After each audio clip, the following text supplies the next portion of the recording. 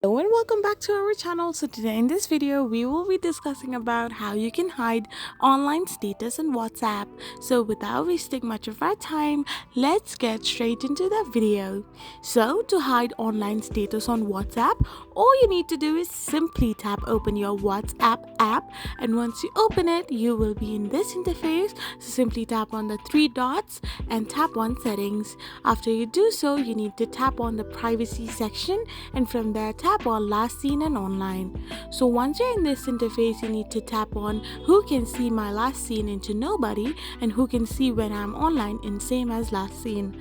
After you choose these two options from the given menu bar, you will be hidden from your status in your WhatsApp, and no one can see when or where you were active recently.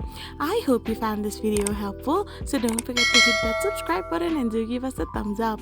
We will be back again with these informative videos.